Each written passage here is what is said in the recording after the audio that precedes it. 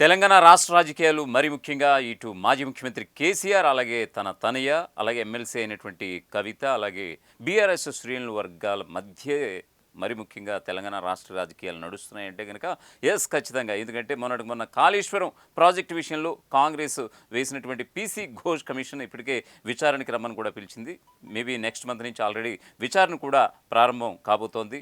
ఒకవైపు కేసీఆర్ కూడా హాజరు కాబోతున్నారు. మరోవైపు హరీష్ రావు అలాగా ఈటల రాజేందర్ కూడా ఈ విచారణకి రమ్మని పీసీ ఘోష్ కమిషన్ విచారణకు ఆదేశించినటువంటి విషయం తెలిసిందే.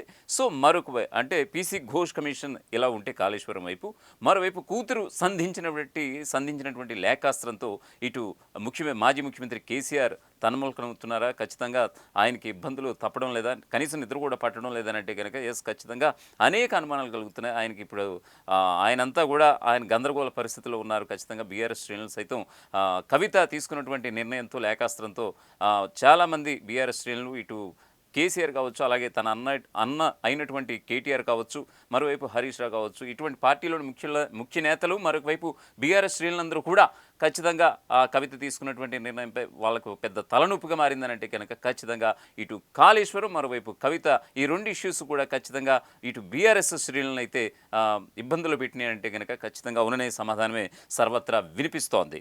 సో దీనికి సంబంధించి ఓవరాల్గా మనం మిగతా అప్డేట్స్లోకి వెళ్దాం. దీనికి సంబంధించి తెలంగాణ రాష్ట్ర రాజకీయాలు మొత్తం కాళేశ్వరం, కల్వకుంట్ల కవిత బీఆర్ఎస్ చుట్టే తిరుగుతున్నాయంటే అవునని అనిపిస్తోంది. ఇప్పటికే కాళేశ్వరం ప్రాజెక్టు విషయంలో కమిషన్ విచారణకు పిలిచింది. దీనికి హాజరవ్వాలా వద్దా అని తర్జన భర్జనల్లో పార్టీ అధినాయకత్వం తలమునకలై ఉంది. ఈ సమయంలో కవిత తన తండ్రి కేసీఆర్కు రాసిన లేఖ కలకలం రేపింది. వెరసి అటు కాళేశ్వరం ఇటు కవిత ఇష్యూతో బీఆర్ఎస్ డబుల్ ట్రబుల్ ఎదుర్కొంటుందన్న చర్చ సాగుతోంది. కాళేశ్వరం ప్రాజెక్టు విషయంలో చోటు చేసుకున్న అవకతవకలపై విచారణకు హాజరు కావాలని మాజీ ముఖ్యమంత్రి కేసీఆర్, మాజీ మంత్రులు హరీష్ రావు అలాగే ఈటల రాజేందర్కు జస్టిస్ ఘోష్ కమిషన్ నోటీసులు ఇచ్చింది. కమిషన్ విచారణకు హాజరు కావాలా వద్దా అన్న మీమాంసలో కేసీఆర్ ఉన్నట్లుగా తెలుస్తోంది. ఈ అంశంపైనే ఎర్రవెల్లి ఫామ్ హౌస్లో కేసీఆర్ను కలిసిన హరీష్ రావు సమాలోచనలు చేశారని సమాచారం. ఈ నోటీసులపై తీవ్ర అసహనం వ్యక్తం చేసిన మాజీ మంత్రి, BRS working president KTR Medigadda బ్యారేజ్ను కాంగ్రెస్ వాళ్ళే బాంబులు పెట్టి కూల్చివేశారని ఆరోపణలు ఇటు రాజకీయాల్లో వేడిని పుట్టించాయి.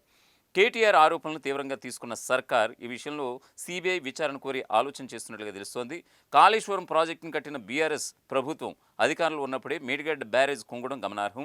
1,00,00,000 కోట్ల ఖర్చుతో నిర్మించిన కాళేశ్వరం ప్రాజెక్టు 4 ఏళ్లు కూడా సరిగ్గా లేదని కాంగ్రెస్ ఆరోపిస్తోంది. దీనిపై కమిషన్ విచారణకు హాజరు కావాలని ఆదేశిస్తే అడ్డగోలు ఆరోపణలు చేస్తున్నారని కాంగ్రెస్ మంత్రులు ఆగ్రహం వ్యక్తం చేస్తున్నారు.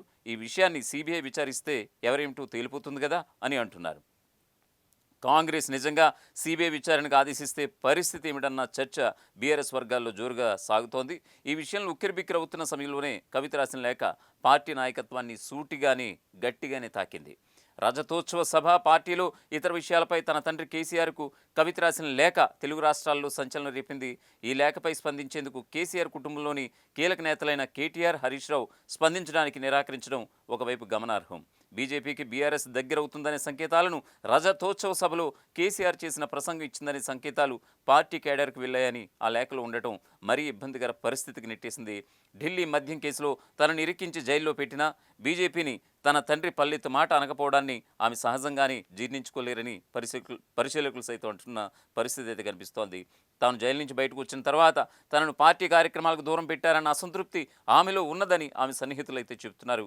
ఈ పరిణామాల నేపథ్యంలో కవిత లేఖ బీఆర్ఎస్కు పెద్ద సమస్యనే తెచ్చిపెట్టిందని రాజకీయ పరిశీలకులు సైతం అంటున్నారు.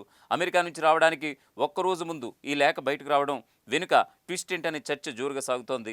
జైలు నుంచి వచ్చిన తర్వాత తనకు పార్టీలో ప్రాధాన్యం తగ్గుతున్న విషయం గమనించిన కవిత ఈ మధ్య చాలా యాక్టివ్ అయిపోయారు. అనేక కీలక అంశాలను లేవదీస్తున్నారు.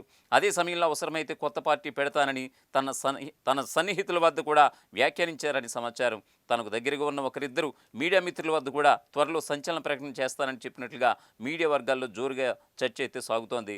అయితే తదుపరి బీఆర్ఎస్ ప్రభుత్వ ఏర్పాటుకు ఎక్కువ అవకాశాలు ఉన్నాయని చెప్పిన ఆమె సన్నిహితులు ఆమెను వారించినట్లుగా సమాచారం. అయినా కూడా కవిత లేఖ బయటకు రావడం గమనార్హం. ఆ లేఖ ఎవరు బయట పెట్టాలన్నది ఇప్పుడు తేలాల్సి ఉంది.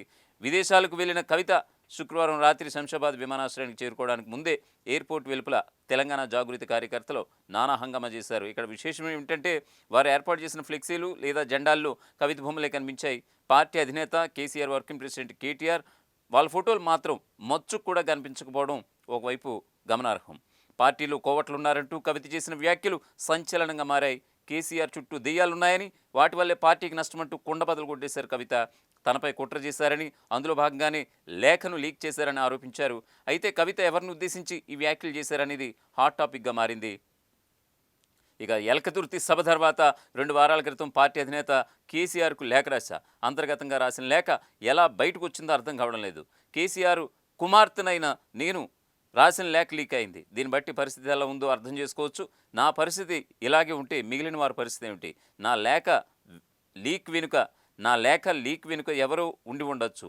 ఇవి బీఆర్ఎస్ ఎమ్మెల్సీ కవిత చేసినటువంటి తాజా వ్యాఖ్యలు. లేఖ రాసింది నిజమేనని స్పష్టం చేసిన ఆమె పార్టీలో కోవట్లున్నారని, కేసీఆర్ చుట్టూ దెయ్యాలున్నాయని ఆరోపించారు. అయితే కవిత చేసిన వ్యాఖ్యలు పార్టీలో ప్రకంపనలు అయితే సృష్టిస్తున్నాయి. అంతర్గతంగా రాసిన లేఖ ఎలా బయటకు వచ్చిందో అర్థం కావడం లేదని ఎమ్మెల్సీ కవిత ఆరోపించారు. లేఖ లీక్ వెనుక కుట్ర ఉందని అనుమానాలు వ్యక్తం చేశారు. కవిత చేసిన ఈ ఆరోపణలతో అనేక అంశాలు తెరపైకి వస్తున్నాయి. అసలు కవిత లేఖను నేరుగా కేసీఆర్కి ఇచ్చారా, లేఖ ఎవరితోనైనా పంపారా అన్న ప్రశ్న ఇప్పుడు ప్రధానంగా తెరపైకి వస్తోంది. అంతేకాదు రాసిన లేఖ కేసీఆర్కి చేరినప్పటికీ బయటికి లీక్ చేసింది ఎవరు, చేయాల్సిన అవసరం ఏమొచ్చిందన్న చర్చ అయితే జరుగుతోంది. పార్టీ అధినేతకు సొంత కుమార్తె కవిత అంతర్గతంగా రాసిన లేఖ బయటకు రావడం అంటే ఇది చిన్న విషయం కాదు.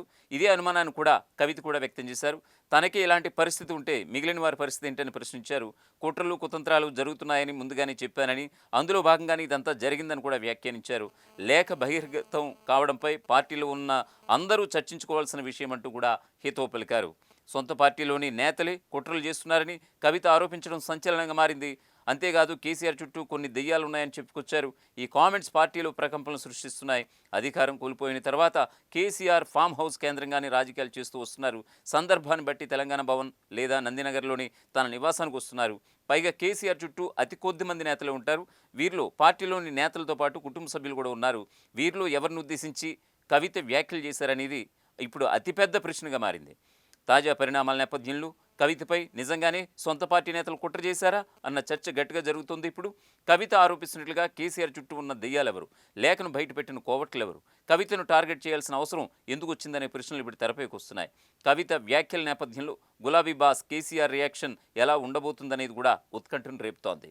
గత కొంతకాలంగా బీఆర్ఎస్ పార్టీలో ఎమ్మెల్సీ కవిత తీరు కూడా చర్చనీయాంశంగానే ఉంది. బీసీ అజెండాతో పలు కార్యక్రమాలు నిర్వహిస్తూ ముందుకు వెళ్తున్నారు. బీఆర్ఎస్ పార్టీ జెండా కాకుండా కవిత కేంద్రంగానే ఇదంతా నడుస్తోంది. జిల్లా పర్యటనలు చేస్తూ తమ మార్కును చూపించే ప్రయత్నం చేస్తున్నారు. సామాజిక తెలంగాణ సాధించుకోలేకపోయామంటూ చేసిన వ్యాఖ్యలు తీవ్ర స్థాయిలో చర్చనీయాంశంగా మారిన సంగతి తెలిసిందే. ఇక కొద్ది రోజుల కిందట మీడియాతో మాట్లాడిన కవిత తనపై కుట్రలు చేస్తున్నారంటూ కూడా మాట్లాడారు. వాళ్ళెవరో తనకు తెలుసునని, టైం వచ్చినప్పుడు బయట పెడతానంటూ వార్నింగ్ కూడా ఇచ్చారు. తనపై జరుగుతున్న దుష్ప్రచారాన్ని ఖండించాల్సిన బాధ్యత పార్టీపై కూడా ఉందంటూ ఆవేదనను వ్యక్తపరిచేలా మాట్లాడారు. అయితే కవిత పార్టీలోని ఒకరిద్దరు నేతలను ఉద్దేశించి ఈ వ్యాఖ్యలు చేసినట్లుగా వార్తలు వినిపిస్తున్నాయి. ఇదే విషయాన్ని పార్టీ అధినేత కేసీఆర్ దృష్టికి కూడా తీసుకువెళ్లారని తెలుస్తోంది. ఇక ఎమ్మెల్సీ కవిత తీరు చూస్తుంటే పార్టీలోని పరిస్థితులపై ఆమె తీవ్రమైన అసంతృప్తితో ఉన్నారనే విశ్లేషణలు సైతం వ్యక్తమవుతున్నాయి. ఇటీవలే ఆమె చేసిన వ్యాఖ్యలతో పాటు తాజాగా లేఖ లీక్ వంటి అంశాలు ఇందుకు బలం చేకూరుస్తున్నాయని చెప్పొచ్చు. పార్టీ నుంచి తనను సైడ్ చేస్తున్నారనే భావన ఆమెలో బలంగా ఉన్నట్లుగా కనిపిస్తోంది.